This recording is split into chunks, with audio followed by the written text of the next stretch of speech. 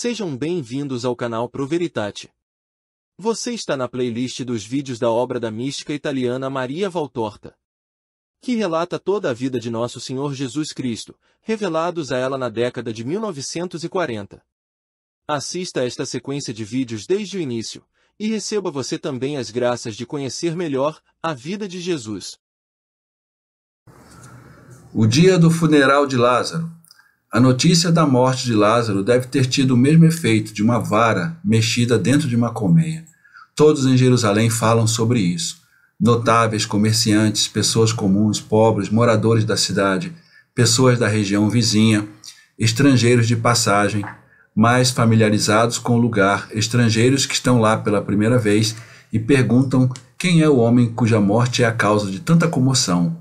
Romanos, legionários, levitas e sacerdotes que continuamente se reúnem e depois se separam, correndo de um lado para o outro.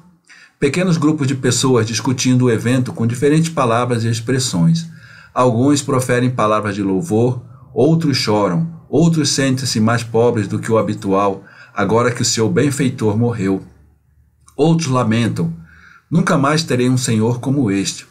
Alguns mencionam os seus méritos, outros descrevem a sua riqueza e parentesco, os serviços e ofícios do seu pai, a beleza e as riquezas da sua mãe, e o seu nascimento real.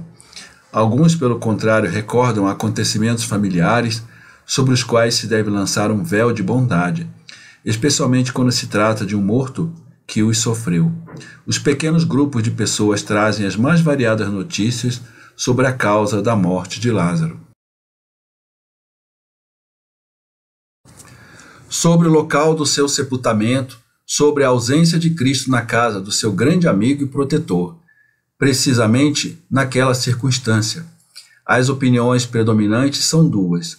Uma é que tudo isto aconteceu, ou melhor, foi provocado pelo mau comportamento dos judeus, membros do Sinédrio, fariseus e semelhantes para com o Mestre. A outra, que o Mestre, diante de uma doença realmente mortal, escapou, porque seu engano não teria sucesso neste caso. Você também é fariseu? Se é, cuide-se, porque o santo não deve ser amaldiçoado em nossa presença.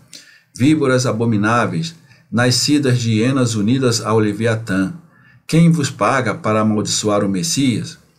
Brigas, insultos, até mesmo alguns golpes, comentários rudes e pungentes dirigidos aos fariseus e escribas, ricamente vestidos, que passam se apresentando como deuses, sem se dignar a olhar para as pessoas comuns, gritando a favor ou contra eles, a favor ou contra o Messias.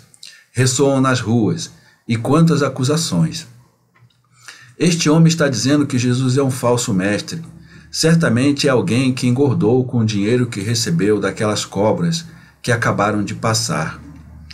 Lá está José, o ancião, com João e Josué. Vamos perguntar-lhes se é verdade que o mestre quer reunir um exército. Eles são justos e sabem. Todos correm em direção aos 3 membros do Sinédrio e fazem perguntas.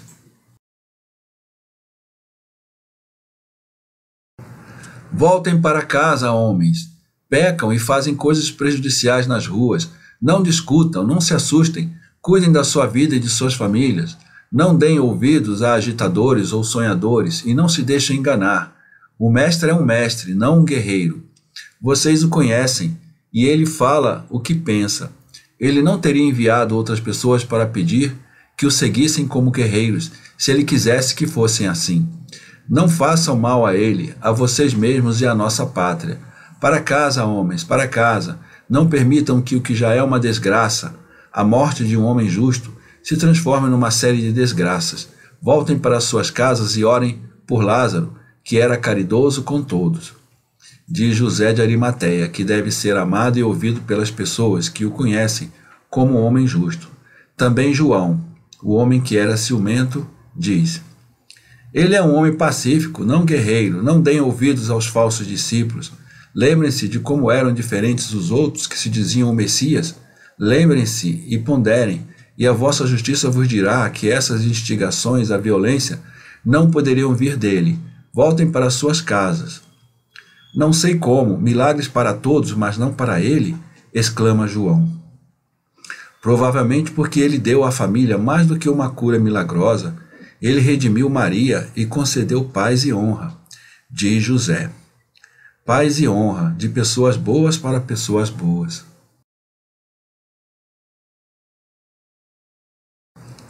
Há 3 dias, Elcai e muitos outros estiveram lá, e não pagaram honra, e Maria os expulsou. Eles ficaram furiosos quando me contaram, e eu simplesmente os deixei dizer o que quisessem, pois não queria revelar meu coração a eles, diz Josué. E eles vão ao funeral agora? Pergunta Nicodemos. Eles foram informados e se encontraram no templo para decidir. Oh, seus servos estiveram muito ocupados, correndo de madrugada. Por que tanta pressa para o funeral, imediatamente após a 6ª hora?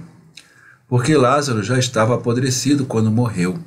Meu administrador me disse que, embora resinas estejam queimando nos quartos e perfumes tenham sido espalhados profusamente sobre o cadáver, o cheiro do cadáver é sentido até mesmo na varanda da casa.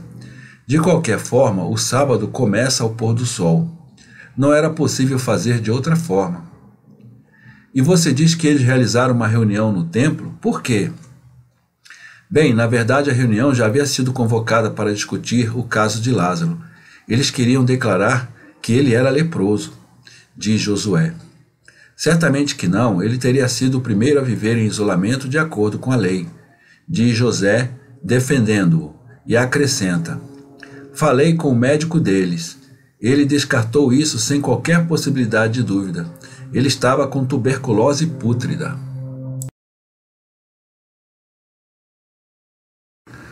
Então, o que eles discutiram, visto que Lázaro já estava morto? Pergunta Nicodemos. Se eles deveriam ir ao funeral depois que Maria os expulsou. Alguns queriam ir, outros eram contra. Aqueles que queriam ir eram a maioria, e por 3 razões: para ver se o mestre estava lá. A primeira razão foi aceita por todos, para ver se ele realizaria um milagre. A segunda razão, a terceira razão, a lembrança das palavras proferidas recentemente pelo mestre a alguns escribas no Jordão, perto de Jericó. Explica Josué mais uma vez. O milagre, qual se ele já estiver morto? Pergunta João, dando de ombros, e conclui. Os de sempre, buscadores do impossível. O mestre ressuscitou outras pessoas dos mortos, observa José. Isso é verdade, mas se ele quisesse que ele estivesse vivo, não teria deixado morrer. A razão que você mencionou anteriormente está correta. Eles já receberam muito. Sim, mas Uziel e Sadoc relembraram um desafio de muitos meses atrás. O Cristo disse que dará provas de que pode recompor também um corpo decomposto. E Lázaro é um deles.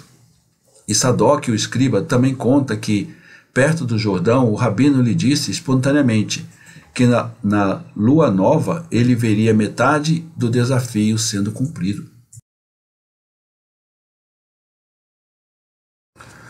Ou seja, uma pessoa decomposta que revive, sem mais decomposição ou doença, e a opinião deles prevaleceu. Se isso acontecer é porque o mestre está lá, e se isso acontecer não haverá mais dúvidas sobre ele, desde que isso não seja prejudicial, sussurra José. Prejudicial porque os escribas e fariseus ficaram convencidos. Oh, João, você é um estrangeiro para dizer isso? Você não conhece seus concidadãos?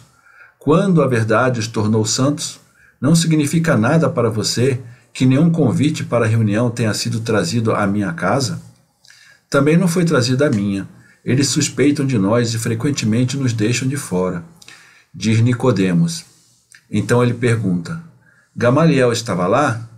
Seu filho estava lá, e ele virá também no lugar de seu pai, que está doente em Gamala, na Judéia. E o que Simeão disse? Nada, absolutamente nada. Ele ouviu, depois foi embora.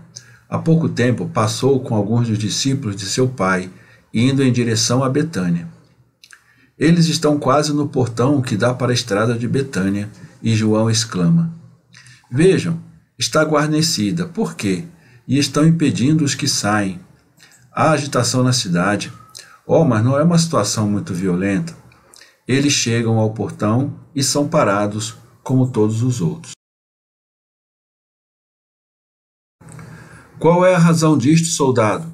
Sou bem conhecido de todos no Antônia, e você não pode falar mal de mim. Eu respeito vocês e suas leis, diz José de Arimateia.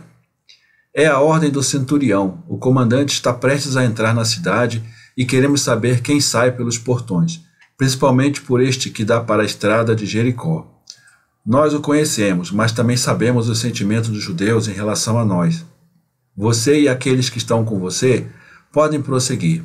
E se você tiver influência sobre o povo, diga-lhes que é melhor que se acalmem. Pôncio não gosta de mudar seus hábitos por causa de súditos que lhe causam problemas. E ele pode ser muito severo. Um conselho sincero para você que é sincero.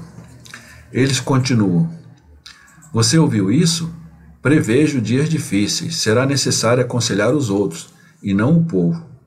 Diz José. A estrada de Betânia está lotada de pessoas, indo na mesma direção, para Betânia.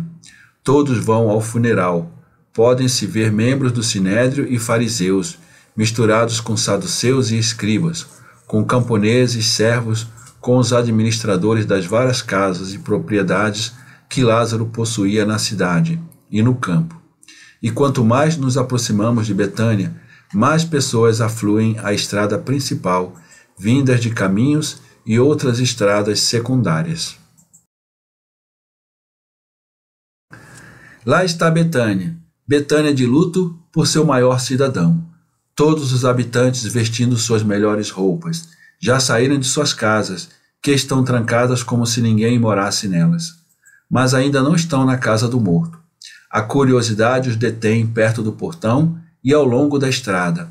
Observam os convidados que, ao passarem, mencionam seus nomes e trocam impressões. Lá está Natanael ben Faba. Oh, o velho Matatias, parente de Jacó, filho de Anás. Ele está ali com Doras, Calais-Sebona e Arquelau. Oh, como conseguiram vir os da Galileia! Estão todos lá, vejam.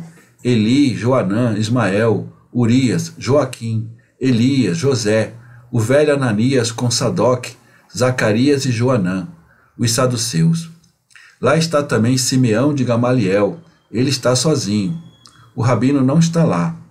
Lá está Elcai, com Naum, Félix, Anás, o escriba, Zacarias, Jonatas ben Uriel, Saul com Eleazar, Trifão e Joazar, bons patifes estes últimos. Outro filho de Anás, o mais novo. Ele está conversando com Simão Camito, Filipe com João Antípatis, Alexandre, Isaque e Jonas de Babaum, Sadoc, Judas, um descendente dos Assideus, o último, creio eu, daquela classe. Lá estão os administradores dos vários edifícios. Não vejo nenhum dos amigos fiéis. Quantas pessoas! Realmente muitas pessoas. Todos são arrogantes, algumas com uma expressão adequada à ocasião, outras com sinais de verdadeira tristeza no rosto. Todos são engolidos pelo portão escancarado, e vejo passar todos aqueles que em estágios sucessivos pareciam amigáveis ou hostis ao mestre, todos com exceção de Gamaliel e de Simão, o membro do Sinédrio, e vejo também outras pessoas que nunca vi antes, ou que talvez tenha visto sem saber seus nomes, discutindo em torno de Jesus. Rabinos passam com seus discípulos e escribas em grupos fechados, e os judeus seguem adiante enquanto ouço suas riquezas sendo listadas. O jardim está cheio de pessoas que, depois de terem ido expressar suas condolências às irmãs, que provavelmente, segundo o costume local, estão sentadas sob a varanda e, portanto, do lado de fora da casa, retornam e se espalham pelo jardim em contínua mistura de cores e reverências em saudação. Marta e Maria estão exaustas, seguram a mão uma da outra como duas meninas assustadas com a triste lacuna na família, com o vazio de seus dias agora que não precisam mais cuidar de Lázaro. Elas ouvem as palavras dos visitantes, choram com amigos verdadeiros, com subordinados leais, curvam-se diante dos membros rígidos e imponentes do sinédrio, que vieram mais para atrair atenção do que para homenagear o morto. E embora estejam cansadas de repetir as mesmas coisas centenas de vezes, respondem a quem lhes pergunta sobre os últimos momentos de Lázaro. José, Nicodemos e os amigos mais devotados estão perto delas, falando apenas algumas palavras, mas a amizade as conforta mais do que qualquer palavra. Elcai retorna com os membros mais intransigentes do sinédrio, com quem ele conversa há muito tempo, e pergunta: podemos ver o cadáver? Marta enxuga a testa com a mão com pesar e pergunta: quando isso já foi feito em Israel? Já está tudo preparado? E lágrimas escorrem lentamente de seus olhos. Não é costume, é verdade, mas é o que desejamos. Os amigos mais leais certamente têm o direito de ver seus amigos pela última vez. Nós também, como suas irmãs, deveríamos ter o direito de vê-lo, mas era necessário embalsamá-lo imediatamente, e quando voltamos ao quarto de Lázaro, vimos apenas a forma de seu corpo, envolto em faixas de linho. Você deveria ter dado instruções claras. Não poderia ter removido o sudário do rosto dele? Não pode removê-lo agora? Oh, já está decomposto e é hora do funeral. José junta-se à conversa. Eucai, creio que nós, por excesso de amor, somos a causa da dor.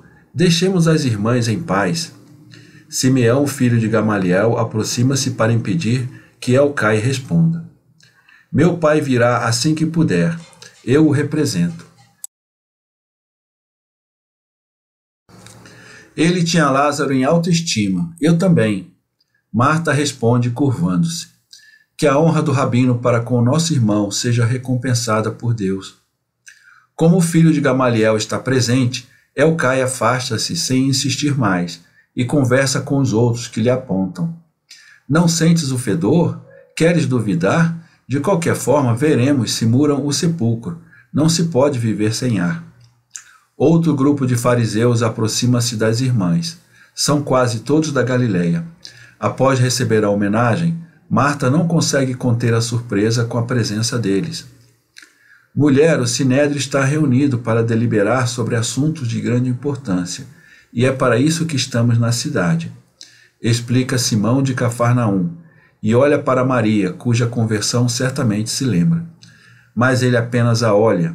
Então Joanã se aproxima com Doras, o filho de Doras, e com Ismael, Ananias, Sadoque e outros que não conheço. Seus rostos de víboras expressam suas intenções, antes que suas palavras o façam. Mas para atacar, esperam que José vá embora com Nicodemos para falar com 3 judeus. É o velho Ananias que, com sua voz cacarejante de velho decrépito, desfere o golpe. O que você acha, Maria? Seu mestre é o único ausente entre os muitos amigos do seu irmão. Amizade peculiar, tanto amor enquanto Lázaro estava bem, e quanta indiferença quando chegou a hora de amá-lo. Todos recebem milagres dele, mas não há milagre aqui. O que você diz, mulher, de tal situação? Ele a enganou amargamente, o belo rabino Galileu. Ei, você não disse que ele lhe disse para esperar além do que se pode esperar? Então você não esperou, ou de nada adianta esperar nele? Você estava esperando na vida.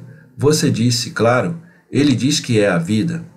Ei, mas lá dentro está o seu irmão morto, e ali a entrada do sepulcro já está aberta, mas o rabino não está aqui. Ei, ele pode dar a morte, não a vida. Diz Doras, com um sorriso irônico. Marta abaixa a cabeça, cobrindo o rosto com as mãos e chora. Essa é a situação real. A sua esperança foi amargamente frustrada. O rabino não está lá. Ele nem sequer veio consolá-los. E a esta altura ele poderia estar lá. Marta está a chorar. Ela só pode chorar. Maria também está a chorar. Ela também tem de encarar os fatos. Ela acreditou. Ela esperou além do que é crível. Mas nada aconteceu. E os servos já removeram a pedra da entrada do sepulcro, porque o sol está a começar a pôr-se e põe-se cedo no inverno. E é sexta-feira, e tudo tem de ser feito a tempo para que os convidados não tenham de infringir a lei do Shabat, que está prestes a começar. Ela esperava tanto, sempre esperava demais. Consumiu suas energias nessa esperança. E está decepcionada. Ananias insiste. Não me respondeis? Estão agora convencidas de que ele é um impostor que se aproveitou de vós e zombou de vós? Pobres mulheres! E balança a cabeça entre os amigos, que o imitam, dizendo também, pobres mulheres! Maximino aproxima-se delas, dizendo, está na hora, deem a ordem, é vocês que a dão. Marta cai no chão, é socorrida e levada entre os gritos dos servos, que percebem que chegou a hora de sepultar seu mestre, e eles entoam suas lamentações. Maria torce as mãos convulsivamente. Ela implora, um pouco mais, e enviem servos pelo caminho de Enxemesh e até a fonte, por todos os caminhos, servos a cavalo, para ver se ele vem. Ainda tens esperança, pobre coitada? Como se pode convencer-te de que ele te traiu e decepcionou? Ele te odiou e zombou de ti. É demais. Com o rosto banhado em lágrimas, torturada, mas ainda fiel, no semicírculo formado pelos convidados que se reuniram para ver o cadáver sair, Maria proclama: se Jesus de Nazaré fez isso, foi bem feito. E grande é o seu amor por todos nós em Betânia, tudo para a glória de Deus e a sua. Ele disse que isso trará glória ao Senhor, porque o poder da sua palavra brilhará completamente. Execute a ordem, Maximino. O sepulcro não é obstáculo ao poder de Deus. Ela se afasta, amparada por Noemi, que se aproximava dela, e faz um gesto. O cadáver, envolto em panos de linho, sai da casa, atravessa o jardim, entre a multidão que forma uma cerca dupla, e grita seu pesar. Maria gostaria de seguir o cadáver, mas cambaleia. Ela segue a multidão quando todos estão perto do sepulcro, e chega a tempo de ver o longo corpo imóvel desaparecer na escuridão do sepulcro, onde a luz avermelhada das tochas erguidas pelos servos ilumina os degraus para aqueles que descem com o cadáver. O sepulcro de Lázaro, de fato, é bastante profundo no solo, provavelmente para aproveitar as camadas de rochas subterrâneas. Maria solta um grito. É uma tortura. Ela grita, e com o nome de seu irmão, ela pronuncia também o de Jesus. Ela parece como se estivessem rasgando o seu coração. E ela menciona apenas esses dois nomes, e os repete até que o forte braque da pedra colocada contra a entrada do sepulcro lhe diz que Lázaro não está mais na terra, nem mesmo com seu corpo. Ela então é subjugada e perde a consciência.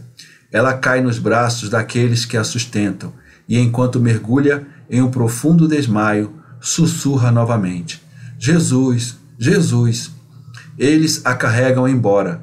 Maximino permanece para despedir os convidados e agradecê-los em nome de todos os parentes. Ele permanece para ouvir todos dizerem que voltarão para condolências todos os dias. Eles se dispersam lentamente. Os últimos a partir são José, Nicodemos, Eleazar, João, Joaquim e Josué. E no portão encontram Sadoc com Uriel, que riem maliciosamente, dizendo: o desafio dele, e nós tínhamos medo dele. Oh, ele está realmente morto. Como ele fedia, apesar das essências aromáticas. Não há dúvida sobre isso. Não era necessário remover o sudário. Acho que ele já está decadente. Eles estão felizes. José olha para eles. Seu olhar é tão severo que interrompe as palavras e os risos. Todos se apressam para voltar às cidades antes do pôr do sol.